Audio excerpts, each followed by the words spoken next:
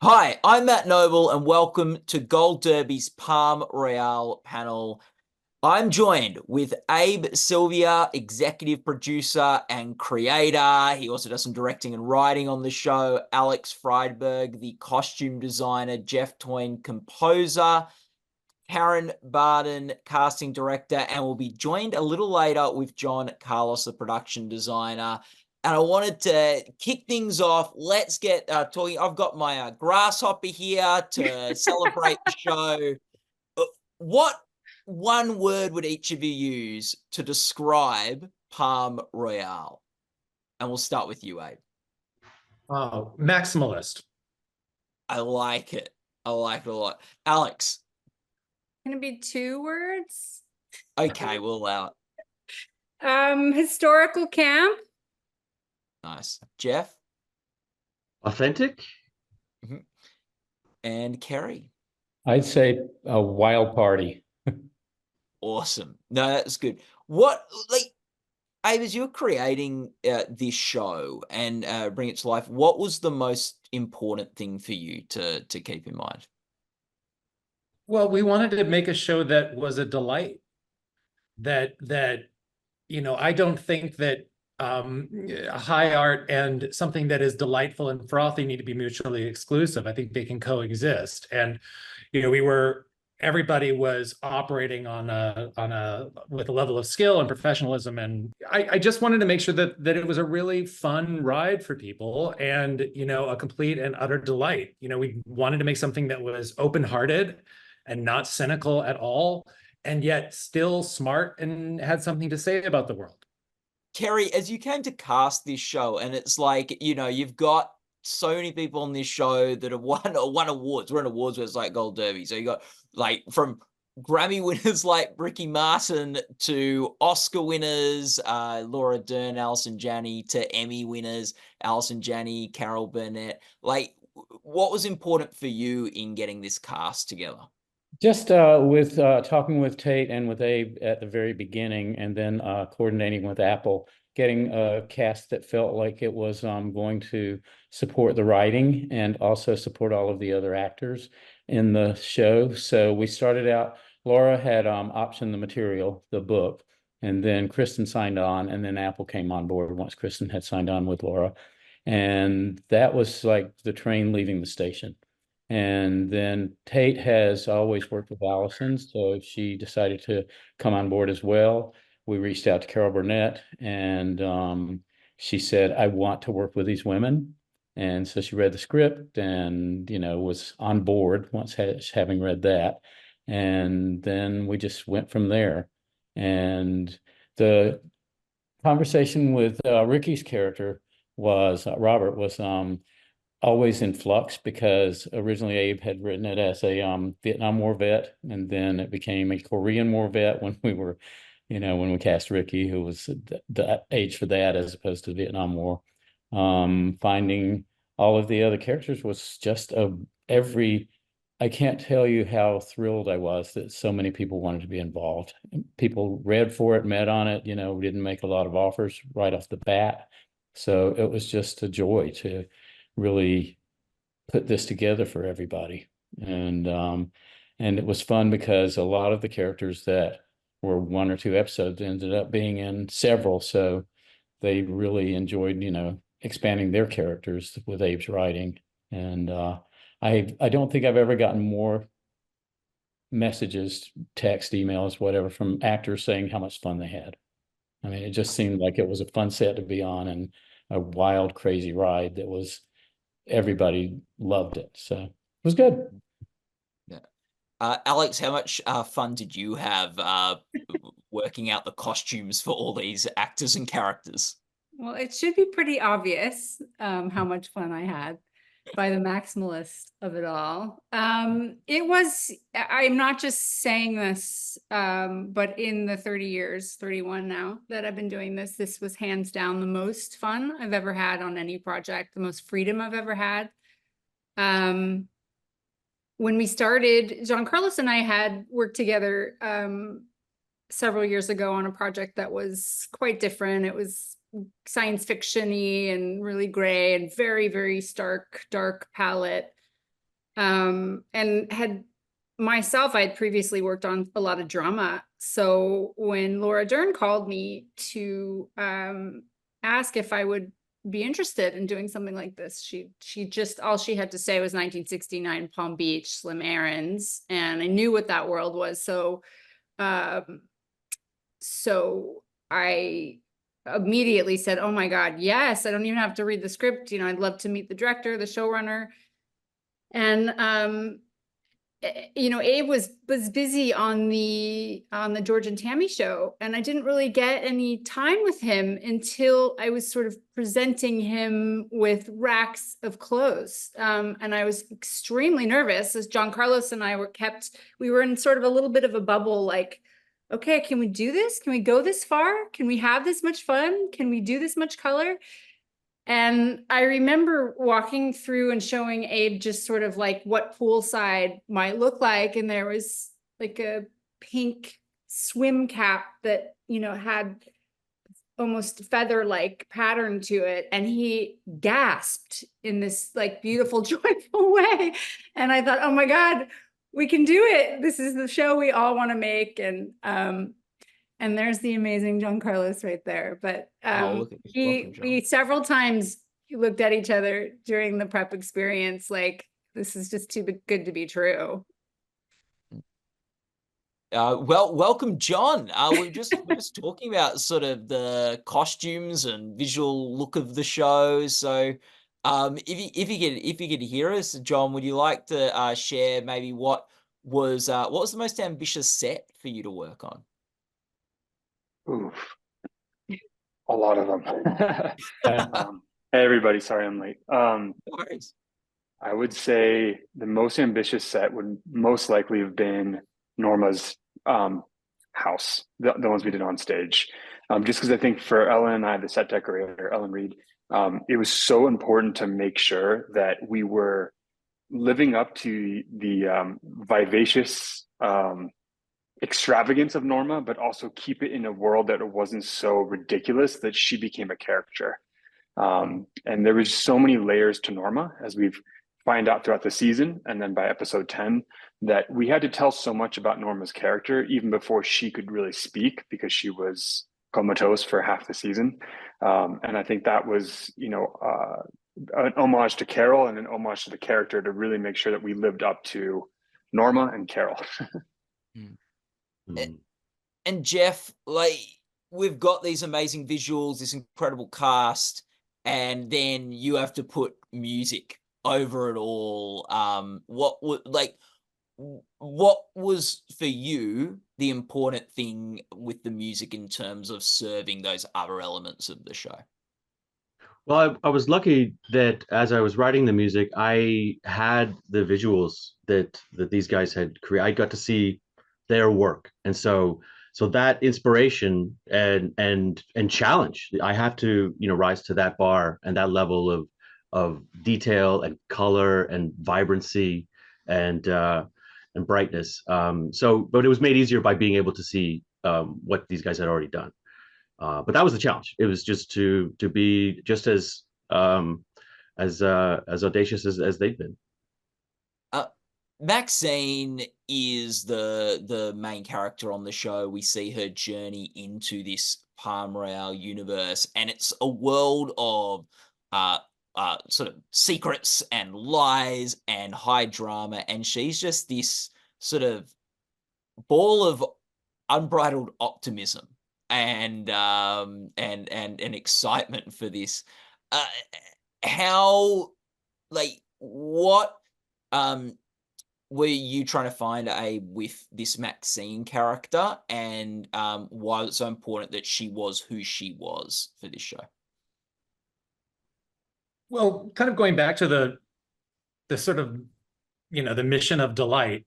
I've also sort of noticed, you know, people who dream big, you know, in this country, like there's this idea of American exceptionalism and positivity, relentless positivity. If you can dream it, you can be it. And it's a bit unhinged, really. It's a really sort of I find it kind of comically unhinged. The level of You look at Instagram and everybody's living into their positivity, and everyone's putting out good vibes all the time. And, God bless them. But I don't think that is actually sort of the way forward. But I wanted to give, in some ways, it's like sort of a contemporary character aspect that we were giving to this woman who was living through 1969 America. It was a time of tumult, and the country's at war, there's civil unrest, there's gay uprising, and this woman is like, it's all great. It's all great, and it's all gonna be great. And it's just sort of like this, it was sort of this fun juxtaposition to, I kind of called, I see Maxine sort of a bit of an Archie Bunker character, in that her ideas are so kind of retrograde, and yet we buy in because she believes in it so much, and we know that she's deluded, but at the same time, she's sort of this accidental feminist because she keeps choosing herself. She still lifts up the people around her. She still wants the best for everybody. It's just the means are sometimes, a little questionable. But she's always kind of going back to this sort of, this American ideal of like, there's always a way through. You just have to look at the bright side.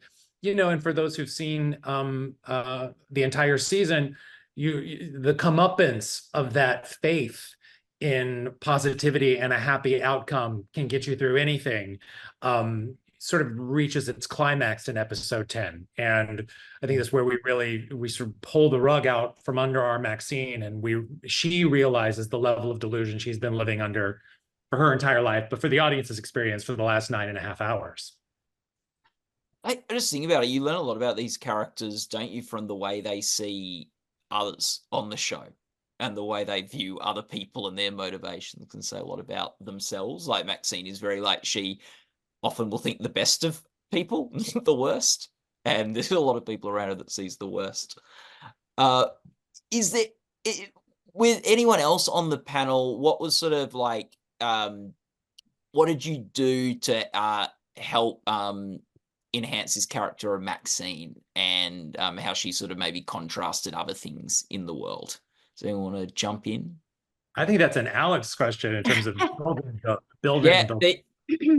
Get in there, Alex. I feel like Maxine, we, started with Maxine, and unbridled optimism is really the key with her character.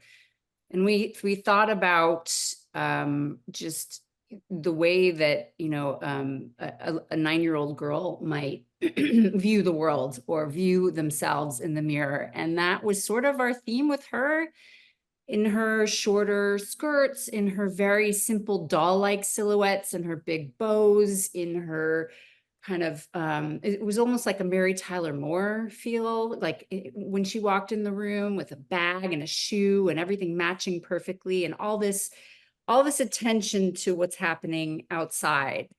And then sort of walks into this club where these women are dripping in couture and in the latest and the greatest, and are quite chic and a little more understated, if you can say that in a flamboyant, like late 60s world. But everything about Maxine, when her appearance felt like just slightly off and childlike, and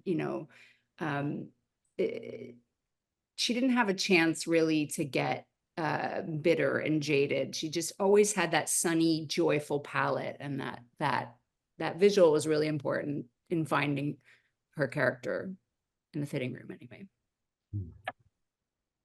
Anyone else want to chip in on Maxine? Yeah, I think I will, if you don't mind. No, I'd love to. I feel like with casting, once we had Kristen as our linchpin, we had to find people that knew how to do comedy and knew how to throw the ball back, because she is the person that does fail a lot, but then picks herself back up.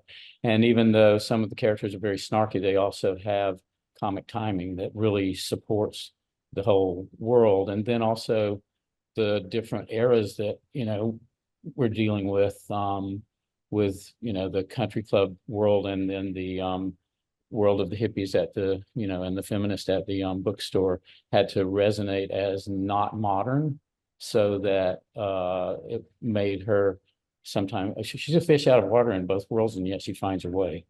So that was kind of fun to be able to find a bunch of actors that not necessarily known for comedy, but knew how to do that when we were, talking about the characters, which I think supports Maxine's character. Talking about Maxine, how she fails but gets back up very quickly, reminds me of sort of Wile E. Coyote, who, like, no matter how bad he failed, would be on to the next thing very quickly with the same level of optimism he had at the beginning of the first. Jon, were you going to chip in something too about? Yeah, I was gonna say, really early on, Ellen Reed, the decorator, and I spoke with Alex, and we kind of talked about certain fundamental rules that we were going to make in terms of architectural style and color stories for each of the characters. So specifically for like Maxine's development, we only have a small clue into her past in the pilot, which is kind of finding her in her West Palm Beach kind of arenas once she's out of the illusions of the club. And so what we kind of did is we divided a color story that's different between West Palm Beach and Palm Beach. So in Palm Beach, like the club and all these women's homes, we kind of had these deep, rich, luxurious colors. They were vibrant, but they weren't like highly saturated because we always wanted Alex's costumes and the women to really stand forward in those environments. So you see like dark greens and browns and these other kind of like really luxurious colors enveloping the women. But once you go to West Palm Beach, where arguably the culture is a bit more vibrant and real, it's where we punched up the colors. So you look at the nail salon, Maxine's hotel, we had teals, oranges, pinks, and these were colors that kind of also translated into Maxine's colors that she wore as well a little bit. And so as we watch the characters from West Palm Beach move into Palm Beach, they actually kind of bring some of those colors with them and pollute the spaces. So like a really great example would be in episode 3, when Maxine brings Linda to the mansion to start to kind of do the cocktail party. All the floral arrangements that come in bring in the oranges, the yellows, the vibrant pinks, all from West Palm Beach into Norma's dark green space. Same thing with Robert living in the pool house. He's a West Palm Beach transplant in the Palm Beach guest house. So he's enveloped in Norma's beautiful sage green grass wall cloths and like velvet flock wallpaper, but he has orange couches in that space. So as we start to see Maxine kind of like move and mature through her comfortable takeover of Norma's estate, we'll even see it in the beach ball where you have Norma's usual party. And so it kind of has these blue and green tones that are reminiscent of her bedroom and her parlor, but you have like these bright, vibrant orange corals shooting fiercely out of everything, which is kind of like Maxine's fracturing into that space. So that was something that I knew that like if we kind of created these rules at the beginning, it gave Ellen, me, and Alex all these platforms to kind of create rules and then break them to kind of subconsciously help support the story. Jeff, was there any like instrument or theme that you used for Maxine? Yeah, absolutely. I think I took a moment to rewatch Valley of the Dolls and Breakfast at Tiffany's, and I know Abe wanted me to make sure I'd seen a bunch of Douglas Sirk films. And I for Maxine, I wanted something really bright and that do or die sparkle, in a musical expression. And so we chose high and sparkly instruments for her, like the piano in its upper range and celeste and vibraphone and harp. And then her actual melodic instrument was the teensy tiny little E flat clarinet, which if you think of Baby Elephant Walk, you can imagine the sound of this clarinet. And so I really wanted her to have like it's a really bright, ringing, sparkly, shiny upper register kind of a sound in terms of the sound palette. Yeah, why did you choose the grasshopper to be Maxine's drink of choice? Because it's the color, truly the color. That it's when I was writing the pilot, I was like, oh, it was kind of it's on the first page. It's like, oh, she has to order a drink, and I was like, oh, what's a 60s drink? And I literally Googled top drinks of the 1960s, and this lime green minty confection made of creme de menthe, creme de cacao, and cream. It was basically a liquor milkshake. I was like, that feels like our girl. And it's sort of it's interesting because it's the kind of cocktail that I say leaves sweaters on your teeth because it's just so sugary.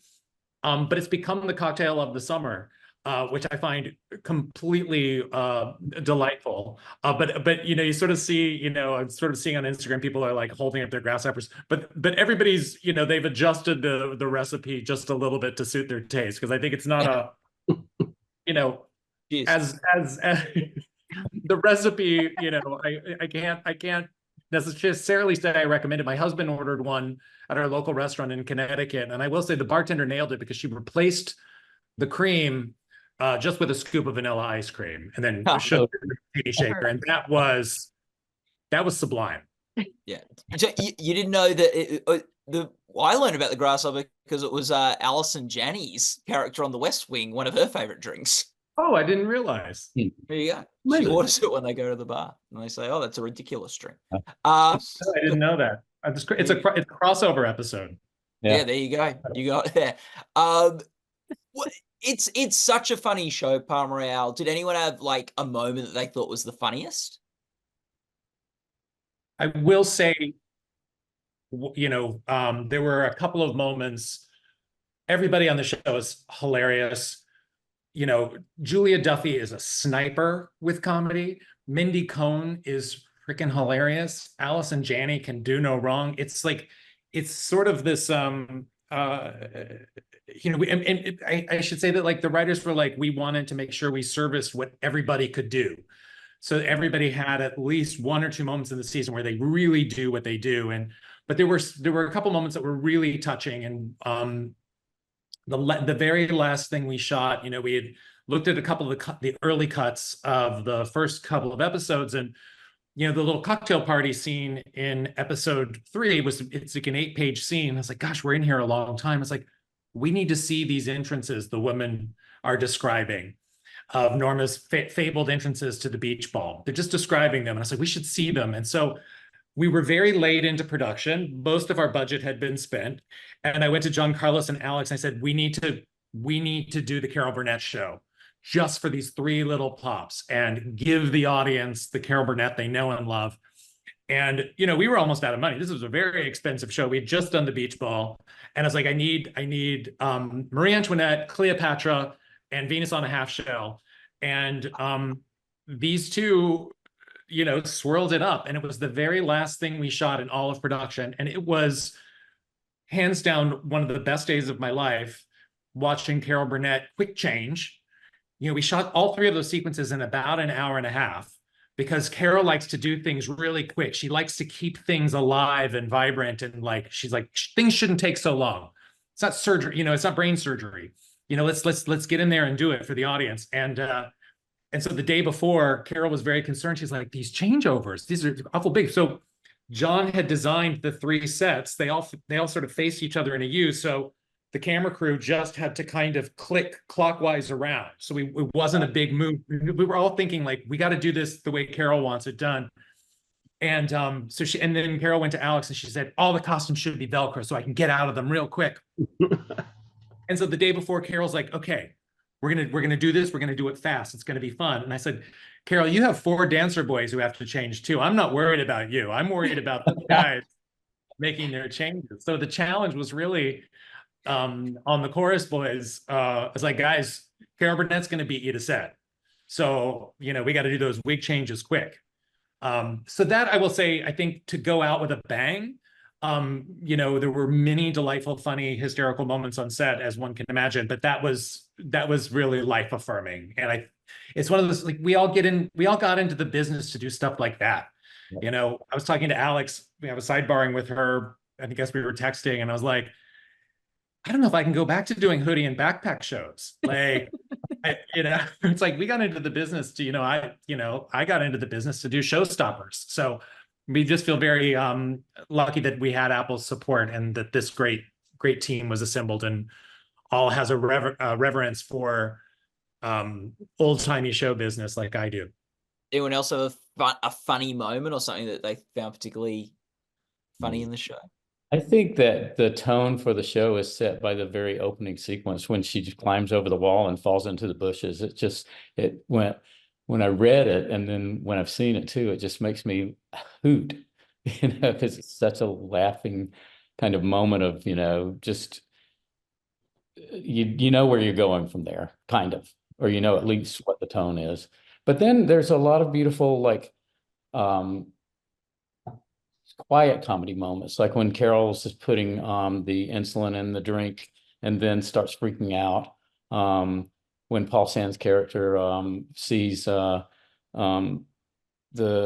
woman that's going, after him, is that just the looks on his face are like, I don't know what world I'm in, but I like it. So it makes you, those faces of these actors are just brilliant. Dominic, everything he does is comic genius. So anyone else got a moment? Between Revolver, that's one of my favorite moments. But also the seduction of Robert was that was fun. I got to underscore that one. So that one that was fun as well. Yeah, there's some great Maxine lines in that scene. Yeah, blow your trumpet. Yeah. Play Edelweiss in me. There it is. There it is. That's the one. Right. Very good. I think for me there was like just a powerhouse of actors and actresses that just loved improv on the day. And so sometimes there would just be these like special surprises where they start interacting with something we put on the set by happenstance, and it kind of becomes a moment or a storyline. So like one that I can remember, like it literally, I was crying because I was laughing so hard. It was the smallest scene. It's when Maxine goes to the shiny sheet to look through the catalog of old archives. And our prop master brought this old like tome of newspaper clippings. It was real. And Kristen started to turn the pages and she accidentally ripped it. And she's like, and she keeps on turning and playing. And then she goes to the next one and she rips that one. And like Parker is just like laughing. I'm laughing. We're trying not to like be loud. Parker's on our set. prop We're man. like, Yeah. We're crying because she just keeps on doing it and she keeps on just like playing it up, and it got into the cut. Yeah. So there was a million moments like that. Alice and Janney walking out of her office with a stuffed albino ostrich that like became a line because she happened to like it on the dressing of the set. Like it was incredible. Yeah. Alex, do you ever, is there something you found really funny? Oh my gosh, so many things. One thing that is popping up at the moment is that scene where Douglas, Josh Lucas, and Maxine are he's sort of finding out about the cat sanctuary and her leaving all of her money to the cats, and they're like flipping her over, and it's that Weekend at Bernie's kind of moment. They're flipping over Carol Burnett, and you just like, she's like rigor mortis, and you see her expression, and the camera angle is so perfect in that scene. It just like endlessly makes me laugh. It's like, and John sort of touched on this a little bit with like just the magic moments that happen on set, and because you can do a lot of like writing and planning and prepping, but how much of this show is the magic that happens on the day because you've got people like Carol Burnett and Kristen Wiig, who like, it's just so cool seeing them together because there's some symmetry or amazing sort of cross-section of TV history and just having them together on screen. But yeah, how much magic happens on the day? Anyone can chip in for this. It's you have to plan for everything there. You've got to go in with a very, very well planned day so that you can allow people the safety and freedom to play, so that you have to have a plan if you're going to deviate from it. We can't just come in with this big of a set and this big of a crew and this big of a cast and be like, what do we feel like today? Like it never starts from there.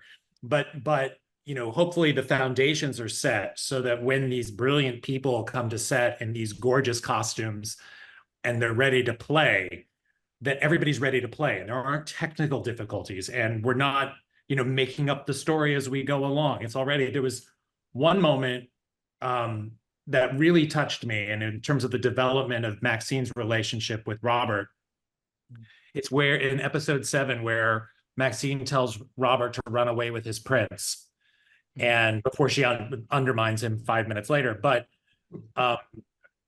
Ricky gave Kristen a kiss on the cheek when she said that to him, and as he ran away like a little boy, he threw his hands up in the air and he says, "I love you," as he's running away, and that we did not script. Wow. And it was like the key to that relationship coming together, and that the two of them had such great affection for one another, and those moments are really priceless. And we were also, I was so touched by that moment coming out of Ricky that we ended up writing a whole scene in episode 10 where Maxine finally says, "I love you" back, which came out of this spontaneous moment that's coming out of Ricky Martin. And so you just have to be attuned to what's happening in front of you, get excited by the chemical reactions that are happening between the actors and between the designers and the actors and the camera guys and the lighting. Like everybody was there to make the same show, but the show showed up every day and showed us what it wanted to be. And you just have to be open to it. The thing takes on a life of its own if you allow it to. And I think that's where the sort of delight and spontaneity and the kind of the magic of the show comes from. It isn't from something, Alex, this was the first time I didn't, approve every costume before I came to set, because it was just such a gift. We're working so hard and you're exhausted. And I was like, oh, I can't wait to see what the ladies show up in today. And it was just 7 o'clock in the morning, and Allison Janney walks in this gorgeous caftan with 5 wigs on her head. And I'm like, this is going to be a great day. And like letting your crew surprise you and make the choices that delight them. And then hopefully that gives the whole series a vibrancy. I think just sort of as we start to look to finish up, I'm curious as to what each of you learnt on the show, and also like what you might hope audiences take away and learn from Palm Royale. Just because I started early, because of scripts and everything, the humanity of all the characters, I think, is so in there. And during the audition process, which is now taped auditions, but I did work with a lot of the actors on calls and stuff. Just each character has such a beautiful humanity, even if they're doing bad things. And I feel like that's part of, the testament to Abe's writing and the confusion that people have when things don't quite work out. I mean, I feel like the ladies in the book club are all in a certain mode, and then they have to rethink things when Maxine's character is somebody that they had an idea about, and everything's unexpected that she does. And even the day players had a real life for them, and most of them had to do scenes with Kristen, so they had to really have a vibrancy. I think the auctioneer guy ended up being in 4 episodes. Yeah, Wesley Mann comes to set. He had 3 lines introducing, doing the auctioneer in episode 2. He had us in stitches all day long, saying this one line, "Old Stone Puss." And I'm sitting there with the writers, and I was like, this guy has to MC every party now. Like, he's now a member of our family. And so he's now, we didn't have that plan until this wonderful person shows up on set and just starts cracking us up. And to Kerry's point, it's like that's what you want. You want everybody to be additive. And you also need to make sure they don't, with all of these heavy hitters, especially with the day players, they had to show up and deliver, and nobody folded. And that does happen. You're thrown into a scene, you're an up and coming actor, and suddenly you're playing a scene with Kristen Wiig or Allison Janney or Laura Dern. You can't fold. And it was a, that's Kerry vetting people for us. It's like it's one thing to do a reading on camera and send it in and be really funny. And that's hard enough, but to come to set and to deliver and to be additive and to play when you don't necessarily have an Oscar, and that's Kerry's real gift that everybody who comes to set delivers. Wow. Thank you. Jeff, what did you learn? Oh, what did I learn? Well, I think I had something just reconfirmed that I can always trust in Abe's vision, and I do rely on him a great deal when I work on the show. It's really, really comforting to be creative, and I'm always just really amazed at how he has the ability to look at an individual scene or even a part of a scene and know how that's going to work against the whole, and be able to give just notes from the grand, from the top of the mountain, and be able to see everything all at once. And so to be able to rely on that really allowed me to do my best work. I was really appreciative of that. Mm. It was this mountain actually that I was sitting on. I love it. Oh, Alex, what did you learn? I think that this project, more than any other project, the power of collaboration and trust was just, it was so extremely important and extraordinary, that Abe's trust in myself and Jon Carlos, by letting us do our thing and trusting that the two of us and the cinematographer were talking at all times, and his trust in me to make the actors comfortable and happy, and to oversee hair and makeup, and to really create in the fitting room. That was such a gift, because it allowed me really to pass that along to my team, my assistant designer and my head cutter fitter, Valerie Kaiser. So talented. She brought so much to the table. Everyone on my team brought so much to the table and felt a sense of ownership over the look of the show, whereas a lot of times costumes are micromanaged. There's a lot of people in executive positions that maybe don't necessarily know about camera or architecture, but they sure get dressed in the morning, so they have a lot to say about costumes. And the trust that we had from the top was just, it really allowed us all to just dig deeper and go further and get more and more creative and love our jobs from top to tail. So that was an absolute joy and a gift. Sounds like some of Abe's other projects are some of those works where you get a bit less choice. We've all been there many times. Yeah. Jon, is there any Jon, what's something you learned? Yeah, I mean, I think I have to agree exactly what Abe said earlier, that you have to learn what the show is trying to tell you. And I think at first, I was very excited by the show, but I didn't quite realize what it was. And I think it was day one, we were shooting in Seal Chapman's, when the set and the costumes all came together. And I remember looking at Ellen, the decorator I work with, and we just kind of went, we just nodded, like we knew this was a special project. And looking back at like some of the earlier designs that I started with, I think in the grand scheme of things, they were quite conservative.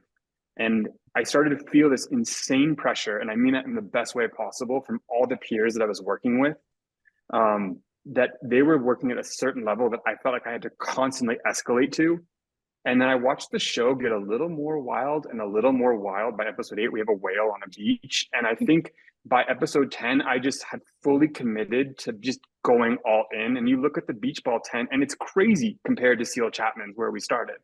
And so I think, it's just putting your ear to the wall and just listening to what the show and the people that you surround yourself with are saying and doing, and just like running with them.